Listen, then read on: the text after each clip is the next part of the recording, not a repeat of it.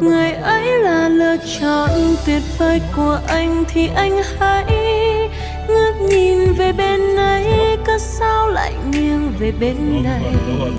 Có chăng sự tự do anh nói với em không như ý? Anh xem em là nơi anh thích thì đến, không thì đi. Anh có bao giờ nghĩ là em đến đâu bao năm tháng? Em không hề than trách hay níu kéo anh.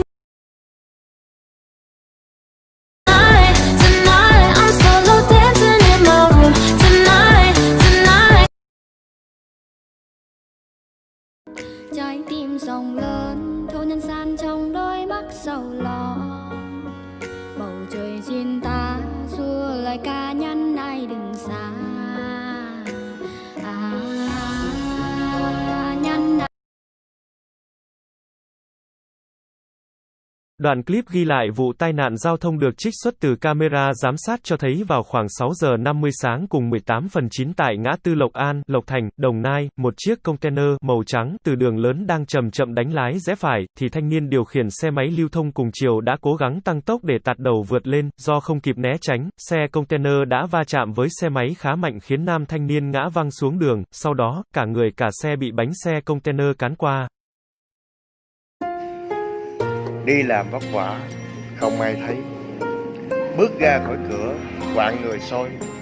Chỉ được cái hỏi tôi làm bao nhiêu một tháng. Chỉ được mấy người hỏi tôi làm có cực hay là không. Than thì vẫn cư rộng nhận lòng ráng sống nơi miền đất lạ, nơi xưa người lặn lội bươn trải một hai đường bước tới chuyện quá xa. Giờ muốn lắm một sự quan tâm dù có nhỏ nhoi nhưng vẫn đủ ấm. Chỉ đơn giản một câu hỏi han cầm chơi sức mướt nhưng vẫn đủ thấm. Nếu được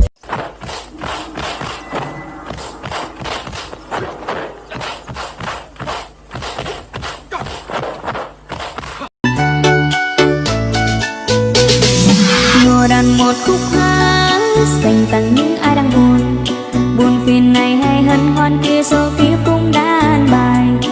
Ngồi đàn một khúc ca.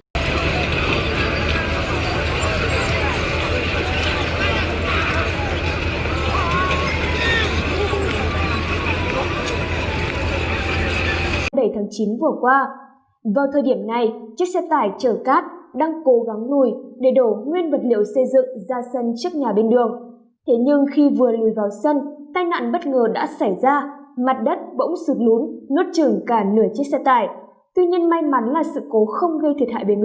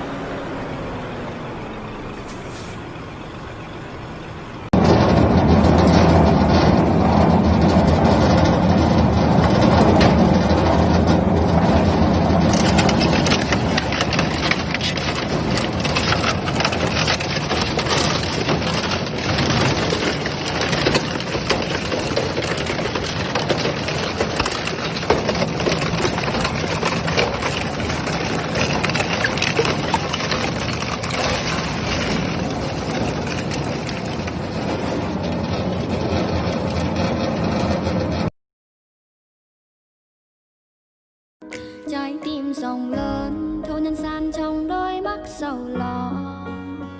Bầu trời xin ta xua lời ca nhân ai đừng xa. Nhân ai đừng xa. Nhìn từng chiến lao hoa phai màu rụng rơi ngoài hiên.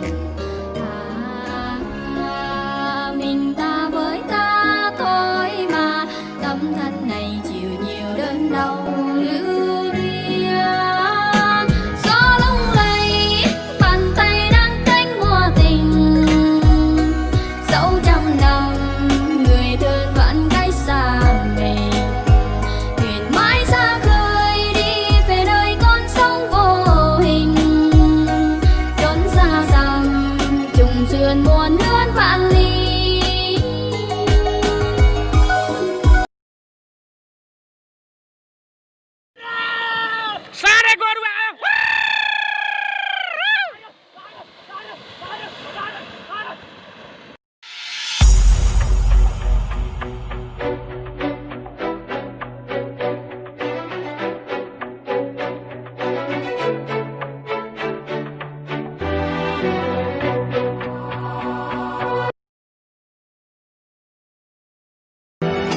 Đường còn đi khó quá cha ơi, dù trong gai vẫn phải đi tìm. Đã bao lần ước mong vẫn còn đường.